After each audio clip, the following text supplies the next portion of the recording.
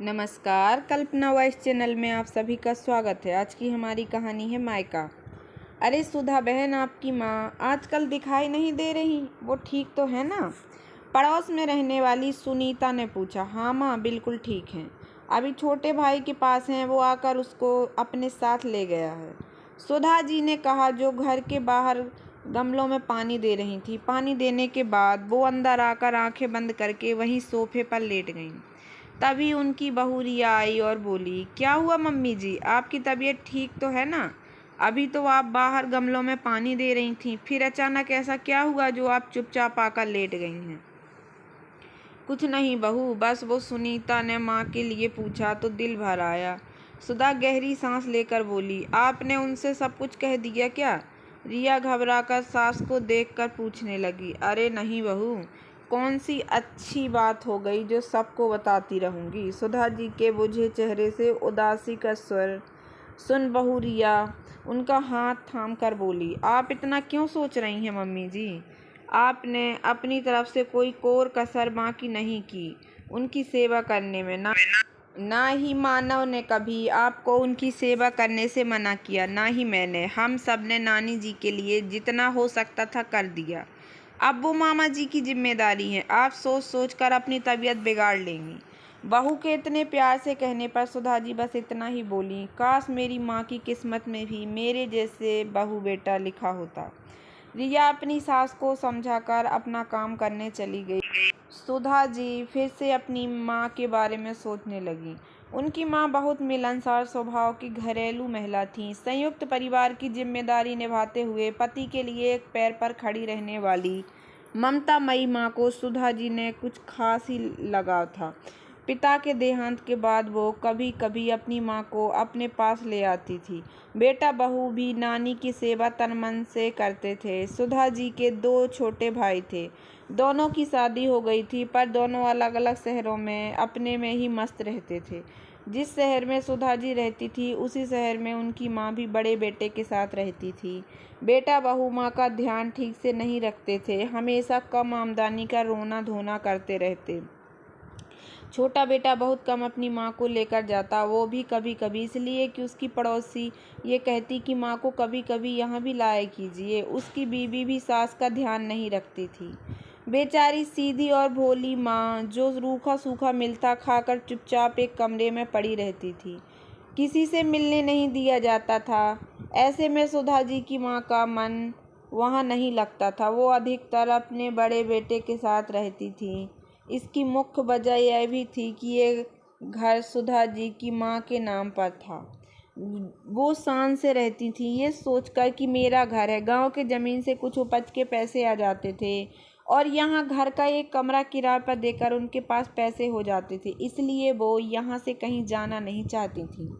जब उनका मन नहीं लगता तो सुधा जी अपने पास ले आती थीं। सब कुछ ठीक ठाक ही चल रहा था, जैसे तैसे जिंदगी कटी रही थी कि अचानक से एक दिन सुधा जी की माँ गिर गईं।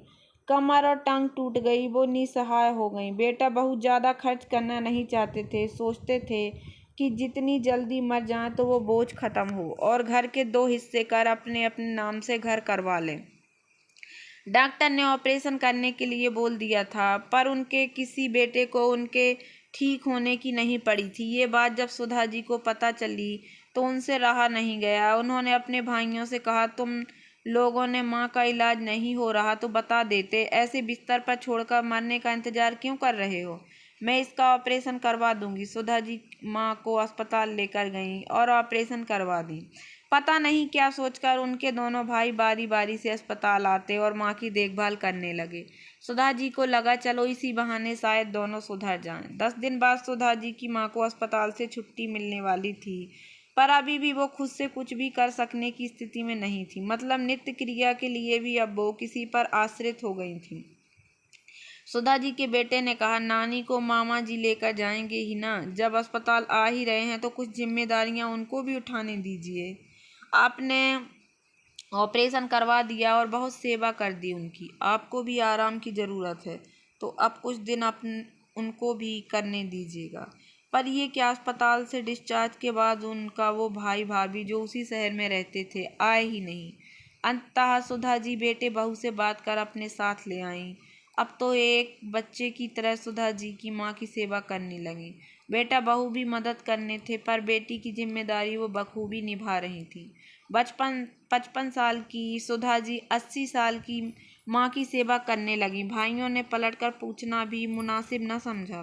सुधा जी की माँ को रहते महीना होने को आ गया। अब वो भी सुधा जी से कहने लगी, बेटी कब तक तुझ पर बोझ बनकर रहूंगी। तेरे घर में भी छोटे पोते पोती हैं, तेरी बहू उनके साथ तेरा ध्यान रखती है। अब एक मैं भी यही पड़ी हूँ। तू ऐसा कर, मुझे अपने घर छोड़ दे। मेरा घर है, मरना तो वहीं मरूंगी। तेरे पास मुझे कुछ हो गया तो जिंदगी भर तू ताने सुनेगी।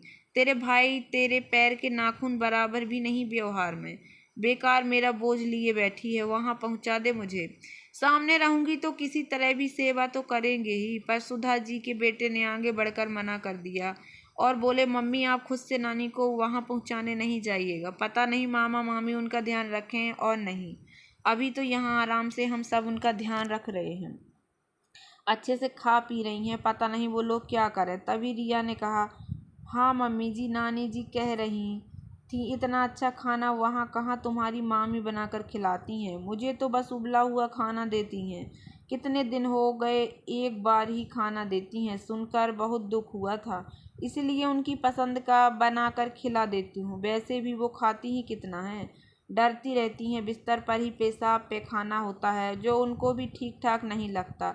इस तरह कुछ दिन और निकल गए। एक दिन बड़े भाई की पत्नी ने सुधा जी को फ़ोन किया और बोली, दीदी माँ को हम घर लाने का सोच रहे हैं, आज हम आकर उनको ले आएंगे। सुधा जी कुछ न बोली। शाम में सुधा जी के भाई भाभी माँ को लेने आ गए। दोनों माँ के कमरे में गए और कुछ बातें करने लगे। कमरे से फुसफुसाहट आ रही थी, पर कोई बात समझ नहीं आ रही थी। जब सुधा जी कमरे में गईं तो उनके कानों में बस एक ही आवाज़ सुनाई दी, वो कागज मेरे पास नहीं है और जीते जी मैं ऐसा नहीं करूँगी। भाई ने कहा, तुम बहुत गलत कर रही हो माँ। इतने दिन से हम तुमको रखे हुए हैं, फिर हमारे बारे में सोचो। 2 बेटियां हैं हमारी, उनके भविष्य के लिए सोचना है। छोटे का क्या है, उनका तो व्यवसाय चल ही रहा है, उनका गुजारा अच्छे से चल जाता। हमारे पास अच्छी नौकरी नहीं है, तनख्वाह भी इतनी नहीं कि 5 लोगों का पेट पाल सकें। फिर जितना होता है करते ही हैं। सुधा जी सुनकर अंदर आ गईं और बोली, तुम लोग माँ को लेकर जा रहे हो तो अच्छे से ख्याल भी रखना। उनकी दवाइयाँ और हॉर्लिक्स में भिजवा दिया करूँगी, पर इसके खाने पीने का ध्यान तुम लोग रखना। तभी उनकी भाभी तपाक से बोली, हम आप लोगों जैसा पकवान बनाकर नहीं खा सकते।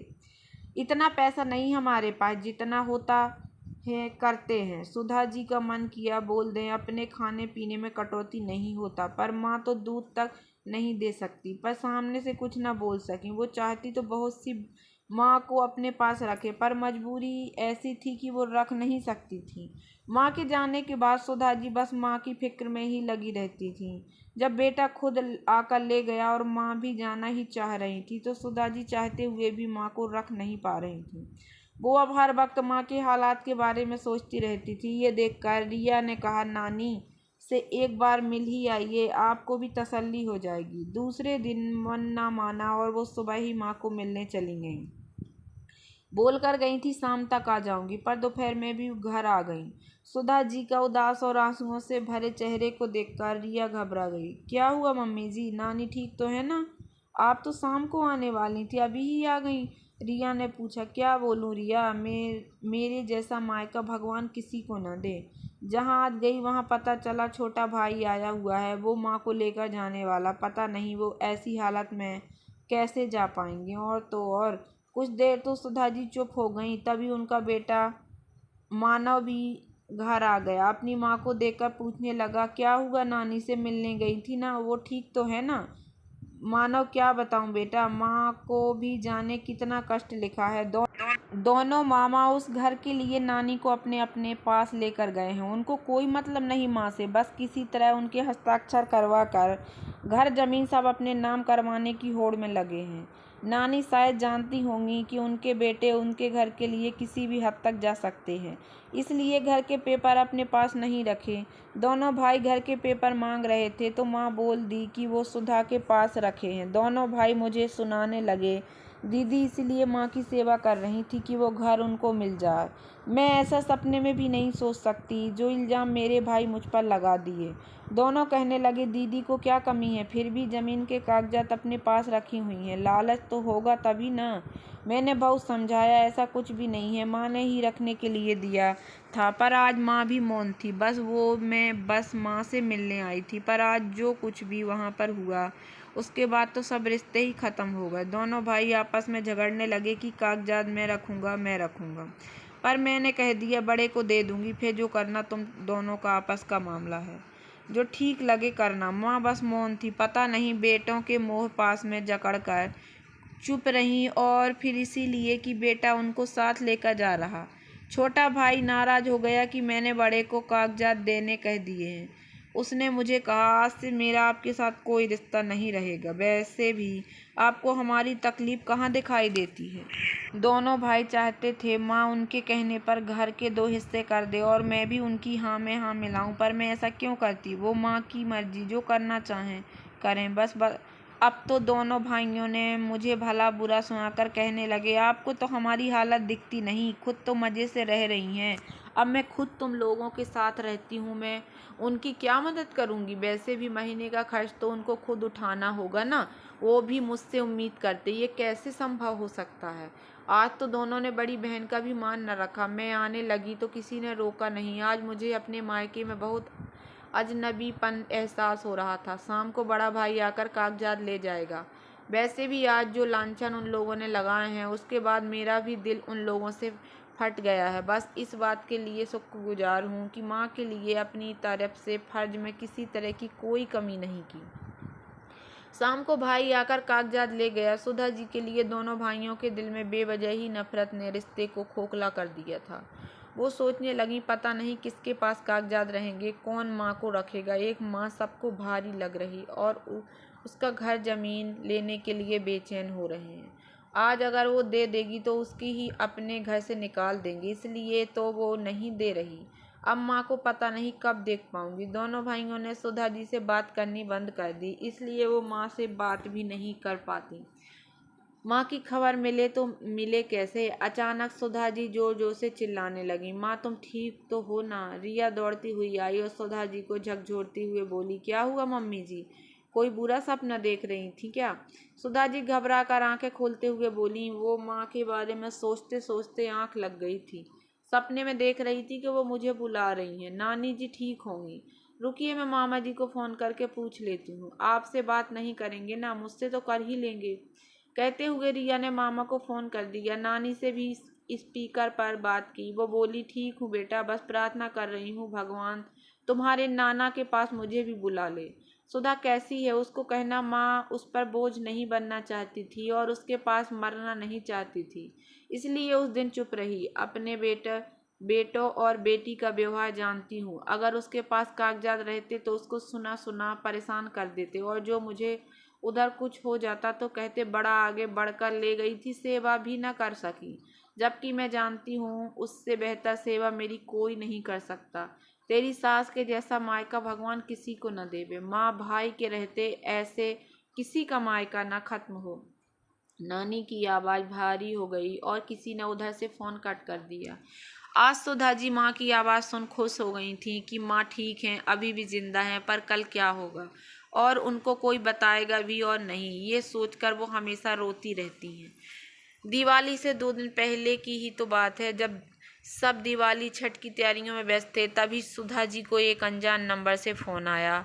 मैं अनाथ हो गया, माँ छोड़कर चली गई, और सिसकियाँ सुनाई देने लगीं। ये आवाज़ उन सुधा जी के हाथ पांव सुन्न हो गए। छोटे भाई की आवाज़ थी जो रो रहा था। सुधा जी सुन दहाड़े मारकर रोने लगी। आवाज़ सुनकर रिया दौड़ती हुई आई और बोली, क्या हुआ मम्मी, आप ऐसे क्यों रो रही हैं। किसका फ़ोन आया, कह रिया फ़ोन ले ली, पर शायद फ़ोन कट गया था। बताइए ना मम्मी, क्या हुआ, आप ऐसे क्यों रो रही हैं। एक अनहोनी की आशंका रिया के मन में हो रही थी। रिया, माँ चली गई, बाबूजी के पास चली गई, मैं मिल भी नहीं पाई। काम क्रिया होना था, सबने यही कहा, जहाँ अंतिम संस्कार हुए वहीं सब काम कर दिया जाए। दोनों भाइयों की इस पर भी न बनी। नाते रिश्तेदार छोटे भाई के घर पहुँचे। सुधा जी भी गई माँ तो रही नहीं, पर माँ की पसंद की चीज़ों से विदाई करना चाहती थी ताकि उनकी आत्मा तृप्त हो सके। वो जानती हैं माँ पिताजी के जाने के बाद कभी सुख शांति से नहीं रह सकी। बेटी के पास आकर रहना भी कभी उन नहीं चाहती थी, पर जब बेटा ही अपना नहीं रहे तो बहू कहाँ तक फर्ज निभाएगी। एक घर और जमीन के कागजात ने दो भाइयों में दरार लाया सो लाया। सुधा जी से उनका मायका भी हमेशा के लिए छूट गया। जोड़कर रखने वाली माँ वो भी चली गई। अब काहे का मायका, काहे के अपने कहे जाने वाले लोग। अब जो बंटवारा होगा वो भाइयों में झगड़े से हो या फिर आसानी से हो। सुधा जी ने अब उनसे आंखें मूंद लिया है। जिन रिश्तों पर जमीन ज्यादा असर करती हो, खून की कीमत कुछ नहीं हो, ऐसा रिश्ता रहे ना रहे, सुख तो देगा नहीं, देगा तो सिर्फ आंखों में आंसू। और सुधा जी की आंखों के आंसू शायद अब कभी न सूख पाए, क्योंकि ऐसा मायका और ऐसे लोग भगवान किसी को भी न दें। अब वो भी यही कहने लगी हैं। तो दोस्तों, कैसी लगी आप लोगों को मेरी ये छोटी सी कहानी? अगर कहानी पसंद आई हो तो प्लीज़ मेरे वीडियो को लाइक कर देना। चैनल पर नए आए हो तो प्लीज़ सब्सक्राइब कर लेना और ज़्यादा से ज़्यादा शेयर करना। धन्यवाद दोस्तों।